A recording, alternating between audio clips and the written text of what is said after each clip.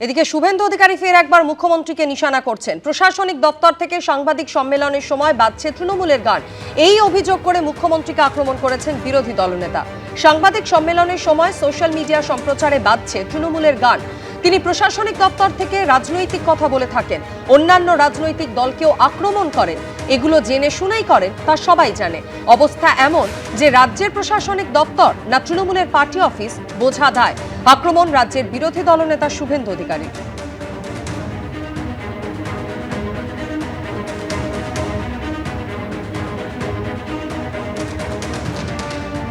আর পাল্টা উত্তর দিয়ে কি বলেছেন তৃণমূল কংগ্রেসের সোশ্যাল মিডিয়া সেলের ইনচার্জ দেবাংশু ভট্টাচার্য, দেখাবো।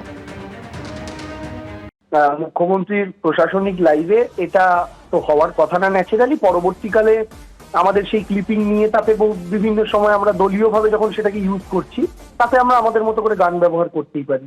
প্রশাসনিক লাইভ থেকে সেটা যদি হয়ে থাকে তাহলে কোনো টেকনিক্যাল গ্লিচের কারণে হয়ে থাকবে। আদারওয়াইজ মমতা বন্দ্যোপাধ্যায়ের যে লাইভ, সেই লাইভ সেখান থেকে ক্লিপিং কাট করে আমরা যখন আমাদের মতো করে প্রচার করি, তাতে আমরা কি গান লাগাবো সেটা একান্তভাবেই আমাদের দলের সিদ্ধান্ত। এটা শুভেন্দুবাবু বলার কেউ নন। শুভেন্দুবাবু বলুন, তার যাবতীয় যা ভিডিও হবে তাতে চোট চোটটা শিশিরবাবুর ছেলেটা গানটা লাগাবেন। এসআইআর এর শুনানি চলছে, কারোর ডাক পড়েছে, কারোর ডাক পড়েনি। নথিপত্র নিয়ে অনেকেই উপস্থিত হচ্ছেন, কিন্তু তার মধ্যে বার্থ সার্টিফিকেটের চাহিদা কিন্তু দিনে দিনে বাড়ছে। প্রত্যেক দিন প্রচুর মানুষ আসছেন কলকাতা পুরসভায় বার্থ সার্টিফিকেটের জন্য। তাই রোজকার স্লটও 200 থেকে বাড়িয়ে 300 করা হয়েছে।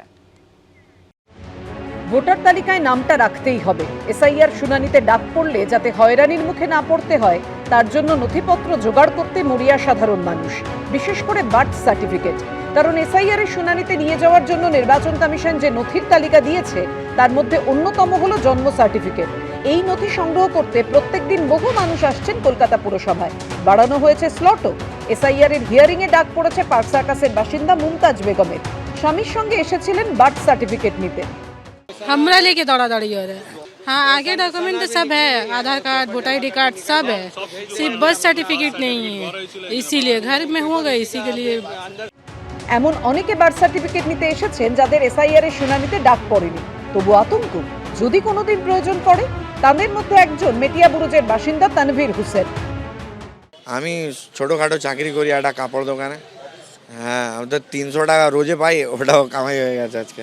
টাকা পয়সা খুব টান আছে। বার্থ সার্টিফিকেট এই কারণে এসেছি যে আমাদের মা বাবারা আমাদের সময় অনেকটা গাফিলতি করেছে, বার্থ সার্টিফিকেট বানায়নি। আরও প্রসেসে বার্থ সার্টিফিকেট লাগতে পারে। আসার সময় হয়তো এসআইআর থেকে এনআরসিও হতে পারে, তখন তো আমাদের অনেক কত ডকুমেন্টগুলো লাগবে। যেসব ডকুমেন্ট নেই ওগুলোই রেডি করতে চাইছি। এলগিন রোডের বাসিন্দা উত্তম সিং রায়েরও শুনানিতে ডাক পড়েনি, তবে আসল বার্থ সার্টিফিকেট হারিয়ে ফেলায় ফের এসেছেন পুরসভায়। আমার ওই জন্মের সার্টিফিকেটটা হারিয়ে গেছিলো, জেরক্সটা আছে, আপাতত দিয়েছি, এখন ওটা অরিজিনাল করব। না, ওটা এমনি বানিয়ে রাখছি অরিজিনালটা, কেন নেই যদি বাঞ্চান চেয়ে বসে। বার্থ সার্টিফিকেট দেওয়ার নিয়ম আরো সহজ করেছে কলকাতা পুরসভা। এই নথি নিতে গেলে হোয়াটসঅ্যাপেই বুক করা যাবে স্লট। নম্বরটি হলো 8335999111।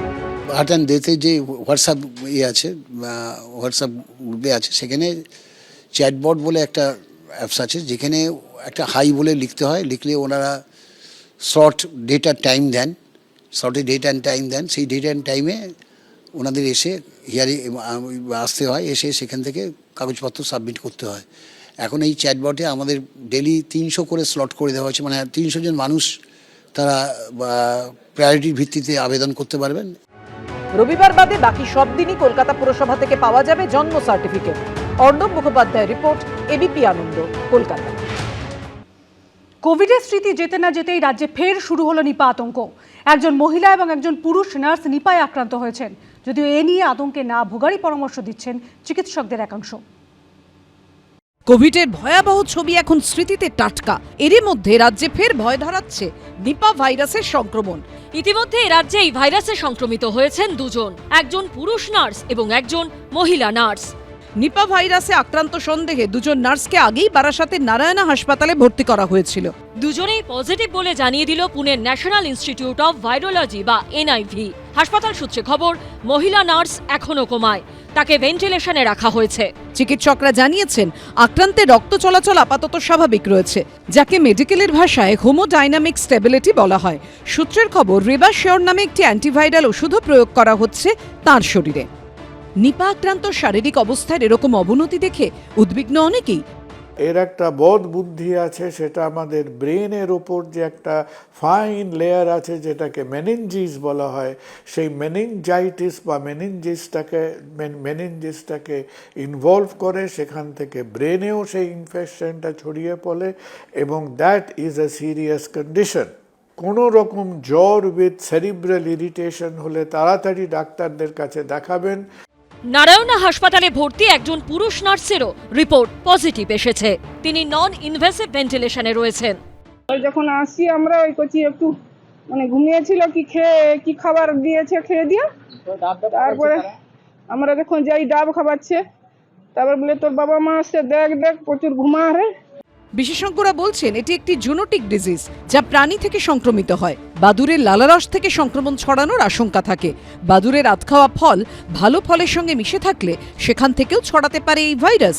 আক্রান্তে ব্যবহৃত বিছানা, পোশাক বা অন্যান্য জিনিসপত্র থেকেও সংক্রমণ ছড়ানোর ক্ষমতা রাখে নিপা ভাইরাস।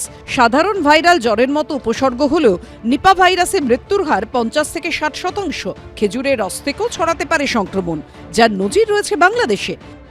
গলা ব্যথা, গলা খুসখুস করা, কাশি, কারো কারো শ্বাসকষ্ট, পরে আস্তে আস্তে এনকেফালাইটিসের অন্যান্য লক্ষণ প্রকাশ পায়।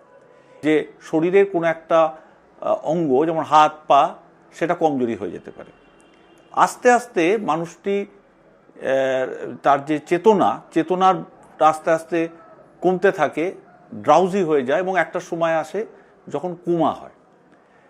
এই পরিস্থিতিতে সোমবার মুখ্যমন্ত্রী মমতা বন্দ্যোপাধ্যায়ের সঙ্গে ফোনে কথা বলেন কেন্দ্রীয় স্বাস্থ্যমন্ত্রী জেপি নাড্ডা।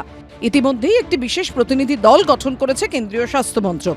সংক্রমণ নিয়ন্ত্রণে সেই ন্যাশনাল জয়েন্ট আউটব্রেক রেসপন্স টিমকে পাঠানো হয়েছে পশ্চিমবঙ্গে। এই প্রতিনিধি দলে রয়েছেন ন্যাশনাল ইনস্টিটিউট অফ ভাইরোলজি, কলকাতার all India institute of health and public hygiene, Kalyani AIIMS ও ভুবনেশ্বর এইমসের একাধিক বিশেষজ্ঞ। নিপা ভাইরাসের স্প্রেডের জন্য আপনাকে ক্লোজ কন্ট্যাক্টে আসতে হবে। করোনার মতো হাওয়াতে ট্রান্সমিশন কমন নয়। যেহেতু ট্রান্সমিসিবিলিটিটা অত হাই নয়, সেহেতু এই মুহূর্তে কন্ট্যাক্ট ট্রেসিং, আইসোলেশন এটা সবচেয়ে ইম্পর্টেন্ট টুল। বিকজ যাদের হয়েছে তাদেরকে যদি ভালোভাবে আইসোলেট করে রাখা যায় তাহলে কিন্তু স্প্রেডটা সহজেই কমানো সম্ভব। যারা নিপা ভাইরাসে আক্রান্ত হয় তাদের মৃত্যু হার প্রচন্ড বেশি, অ্যাভারেজ 40 থেকে 100%। তাহলে সেটা তো ভীষণ ভয়।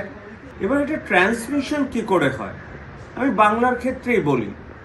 বাদুড়রা থাকে, বাদুড়ের লালার রস থেকে এই ট্রান্সমিশনটা হয়। যখন আপনারা ফল খাবেন ভালোভাবে ধুয়ে খাবেন এবং যদি ফলে কোনো স্ক্র্যাচ মার্ক দেখেন সে ফলটা অ্যাভয়েড করুন। রাজ্যের স্বাস্থ্য দপ্তরের সঙ্গে সমন্বয় রেখে কাজ করছে কেন্দ্রীয় সরকারের এই টিম। কিভাবে নিপা ভাইরাসের প্রকোপ নিয়ন্ত্রণ করা যায় তা নিয়ে চলছে লাগাতার বৈঠক।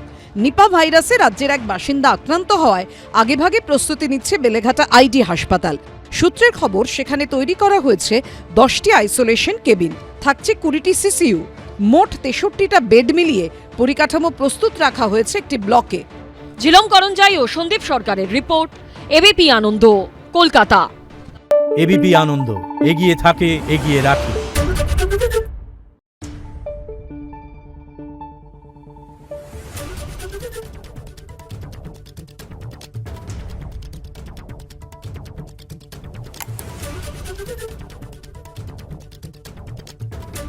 Thank you.